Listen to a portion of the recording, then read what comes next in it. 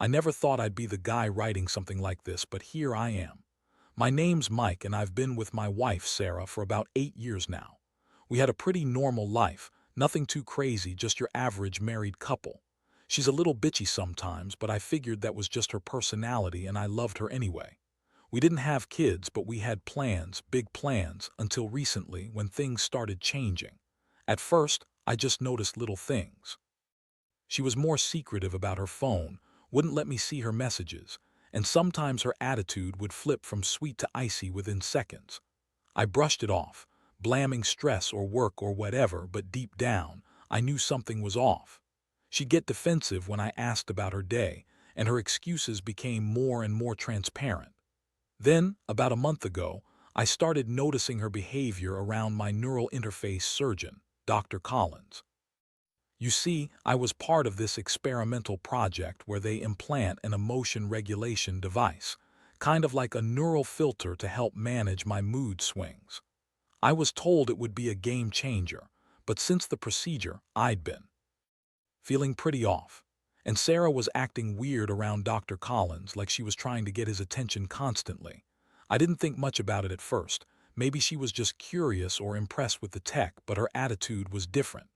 She'd flirt, I think, or at least she was definitely playing a game with him. One night I came home a little late from work, tired and ready to unwind. I noticed her phone was unlocked while she was in the kitchen. I don't usually go through her stuff, but I was feeling paranoid. She's a sneaky bitch when she wants to be, so I picked up her phone and scrolled through her messages. I saw texts from Dr. Collins, really flirty, suggestive stuff, and then some explicit photos. I couldn't believe my eyes. I felt like I'd been punched in the gut. She was cheating on me, with my own doctor, the guy who's supposed to fix my brain. At first, I couldn't even process it. I sat there staring at the screen, my mind racing. How long had this been going on? Why was she doing it? Was it just sex, or something more? I felt betrayed by her, by the whole situation. I mean, I knew she was bitchy, but I never thought she'd cheat. And right under my nose, it felt like my world was shattering. I had to sit down and breathe, but all I could think about was how she looked when she was lying to my face about everything, how she'd always been so convincing when she'd deny it. The next day, I decided I couldn't ignore it anymore. I needed to confront her. I wanted to hear her lie, to see what she'd say. But I also knew that whatever she said, I wouldn't believe it. Not anymore. I was angry, hurt, confused, and I felt like a fool for trusting her at all. As I planned my confrontation, I kept remembering how she's always been kind of bitchy, how she'd lash out when she didn't get her way, and I wondered how she'd spin her way out of this one. That night, I waited until she got home from whatever she was doing. I was furious but trying to stay calm. When she walked in, I just blurted out, "Sarah, I know about the affair. I saw your messages too." Collins, her face flickered shock, then denial, then that bitchy smirk she always wears when she's about to lie her ass off. "Mike, you're crazy. You're just imagining things," she said, crossing her arms. I stared at her. I'd seen enough.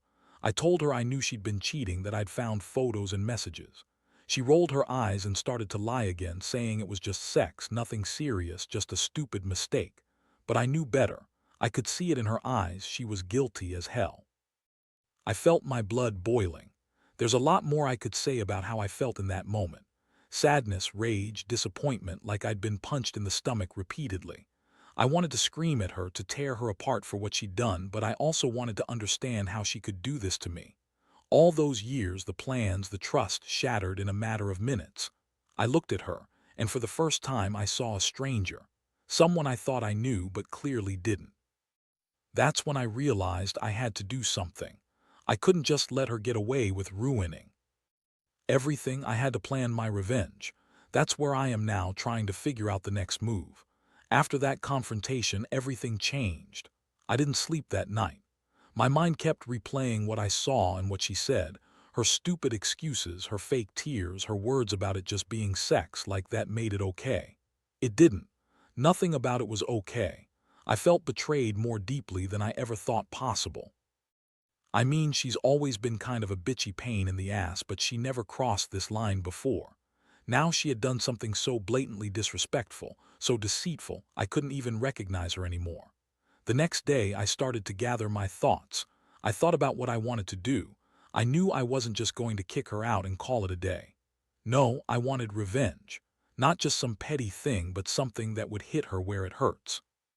She'd lied to my face, betrayed my trust, and I was going to make sure she paid for it. I had a plan forming. I needed something calculated, something that would make her regret ever messing around behind my back. I remembered the details about her affair with Collins, how she was always sneaking out, how she'd stay out late claiming she was with her friend, or at some stupid work event. I also knew she had a tendency to lie about her whereabouts, so I decided to use that against her. I started by installing a few hidden cameras around the house, nothing obvious, just small devices that could record her sneaking out or lying when she thought no one was watching. I didn't want her to suspect anything just yet. This was going to be a slow burn, but the more I thought about it, the more I realized I needed more evidence, proof that I could use to expose her fully if I decided to do so. I set up a little network with my phone and her email account so I could monitor her movements remotely. I also started digging into Collins's background, pulling up any information I could find. I wanted to understand what kind of guy he was. Was he just a cheat, or was there something more? I needed leverage. Meanwhile, I kept my cool in front of her, pretending like nothing was wrong. Over the next few days, she became even more bitchy, more demeaning. She'd snap at me over small things, pretend to be innocent when I called her on her lies, and I could see her trying to cover her tracks. That only fueled my anger. I knew she was hiding something, and I was determined to uncover it all. I was planning to corner her, to make her confess everything in a way she couldn't deny. And then, out of nowhere, she started acting even more suspicious.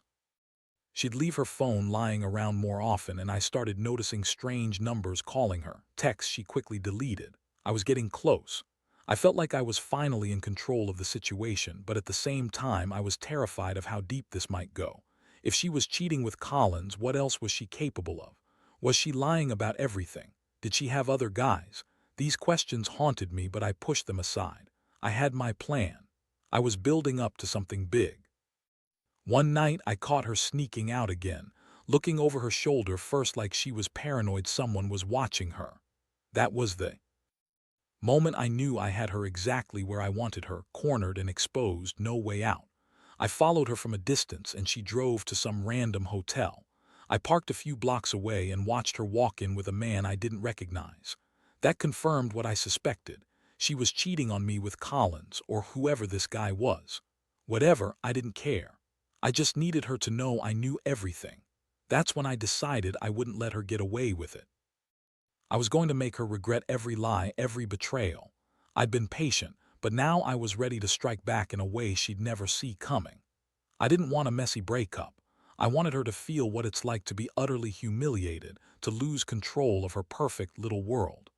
I'd carefully planned the next steps, and I was just waiting for the right moment to strike. Things were about to get very messy, and I was prepared to make sure she paid for what she did. Over the next few days, I kept my cool on the surface, but inside, I was a tornado of rage, betrayal, and a twisted sense of justice. I knew I had to be smart about this. No impulsive moves. I didn't want her to catch me off guard or figure out what I was up to. So I kept gathering evidence, screenshots of messages, recordings from the hidden cameras, and even some footage of her sneaking out and walking into that hotel. I had enough to make her squirm, and I wasn't planning on stopping until I did. I also started thinking about my next move. I couldn't just confront her again with some half-assed accusations. That wouldn't cut it. I needed her to see that I knew everything, every lie, every betrayal. I wanted to break her down emotionally, make her realize she'd fucked up her whole life with one stupid mistake. That's when I came up with the idea to send her a message, one she wouldn't be able to ignore. One evening, I waited until she was home, acting normal, like I didn't know a damn thing. I sat her down and calmly told her I'd been watching her. I showed her the evidence, screenshots, videos, everything. Her face went pale. She tried to deny it again, claiming she didn't know how the pictures got there, that Collins was just a friend, that it meant nothing. But I wasn't buying it anymore. I told her I had enough. I said I knew about her affair with Collins and that I had proof. I told her I was done pretending. Her reaction was priceless. She started crying, calling me crazy, saying I was paranoid, that I was overreacting. Typical. She's always been great at lying, but I could see the panic behind her eyes. She tried to spin some bullshit about how it was just sex, that it didn't mean anything, that she was sorry. Sorry for cheating. Sorry for ruining everything. Yeah, right. I told her she could keep lying, but I wasn't buying it anymore. I told her I was done with her games, that I'd make her regret this every single day. From that moment, I knew I had her on the ropes. She was trying to keep her cool, but I saw her cracking. She started to lash out more, calling me jealous, accusing me of controlling her, as if that made her cheating okay. I stayed silent, letting her burn herself out. I knew I had her trapped. All her lies, her bitchy attitude, her denial were just a mask for her guilt. I could see it in her eyes. That night I decided to push her even further. I sent her a final message, an anonymous email with all the proof I had collected. A detailed rundown of her affair, pictures, convincing timestamps, everything. I told her I knew the truth, that she couldn't deny it anymore, and that I was planning my next move. I wanted her to feel exposed, vulnerable, scared. I wanted her to know that I was serious about ending this, about exposing her lies for everyone to see if she didn't come clean. Her reaction was immediate. She called me, hysterical, trying to deny everything again. She accused me of stalking, of invading her privacy, of being crazy. But I just kept silent, listening to her scream and cry. Inside, I felt a strange mix of relief and hatred. Relief because I finally had the upper hand, and hatred because I realized how much she'd betrayed me, how much she'd lied. It was pure betrayal, and I wanted her to feel the pain of that betrayal. I knew I had to stay calm, but inside I was seething. I was planning my next steps, how to confront Collins, how to show everyone what a lying, cheating bitch Sarah really was. I wasn't about to let her walk away unscathed. No, she'd pay for this. Every moment since I found out, I'd been plotting, waiting for the right moment to strike back hard. And now I was ready, ready to make her regret ever crossing me. The next morning, I woke up feeling like I was walking a tightrope. Part of me wanted to explode, confront her right then and there, but I knew that wouldn't do any good. I had to be patient, calculated. I spent the day planning exactly how I was going to unmask her fully, how I was going to turn her world upside down and make her regret she ever cheated on me. I couldn't just confront her with the evidence anymore. I needed something more, something that would leave her no escape. So I started to work on a plan to leak everything to her closest friends, her family, even her coworkers. I knew she'd lie her way out of it, try to spin some story about how I was crazy or stalking her, but that didn't matter. The truth would come out, and when it did, I wanted her to be completely exposed, completely humiliated. I was sick of her bitchy attitude, her lies, her manipulations. This was payback. Meanwhile, I kept monitoring her every move. I had cameras set up in key locations, and I was listening to her calls when she wasn't paying attention. I knew she was planning to meet Collins again, probably tonight, and I was ready. I had a few surprises lined up, some photos and recordings I was going to send her face to face, and a few I was going to leak anonymously. I wanted her to see that I knew everything, that there was no hiding from what she'd done. That evening she left again, looking over her shoulder like she was afraid I was following her. Good. I was already in position. I followed her to that shady hotel again, but this time I stayed back and watched her go inside with Collins. I took a picture of her through the window, then I sent it to her phone with a simple message. This isn't over. I didn't give her any context. I just wanted her to know I was watching and that I wasn't done yet. The moment she saw it, I saw her panic. Her face twisted into anger, then she tried to call me, but I turned my phone off. Inside, I was satisfied. I'd broken her calm, her control. I knew she'd be desperate to cover her tracks, which made her more vulnerable. I stayed in the shadows, waiting for her to come back, knowing full well I had her exactly where I wanted. Back home, I prepared the final blow.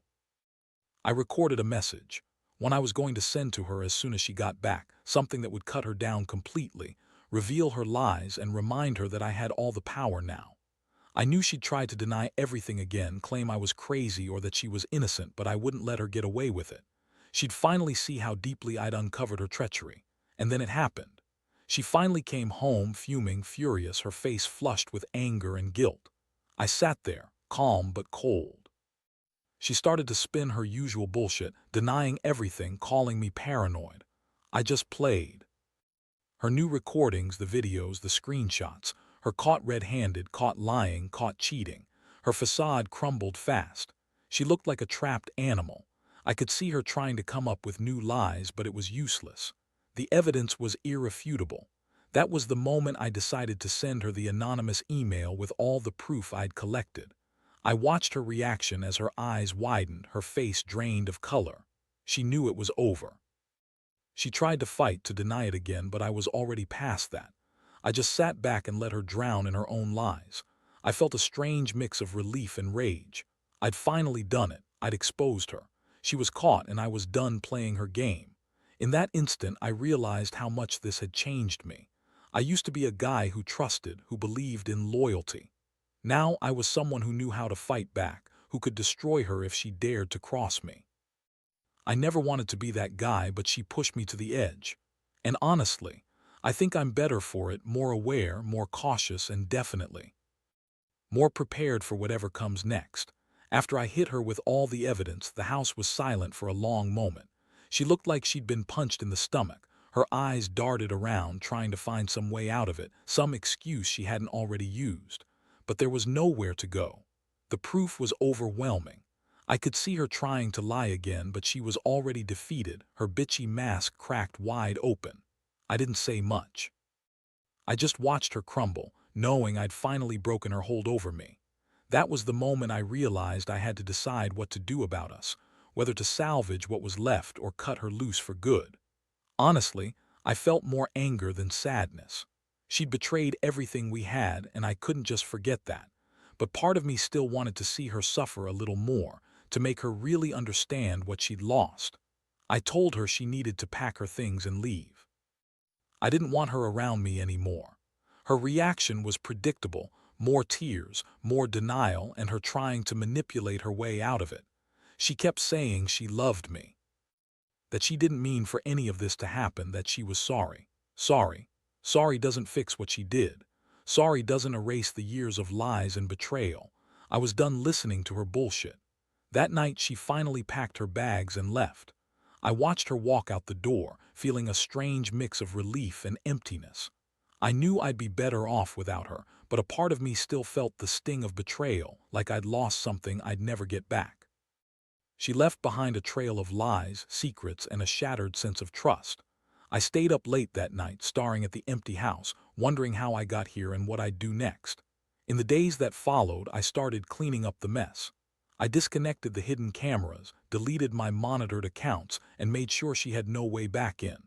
I also reached out to some friends and told them what I'd found, just enough to make sure she'd be exposed everywhere, so she couldn't spin her lies anymore. I wanted her to know that her betrayal affected everyone around her, not just me.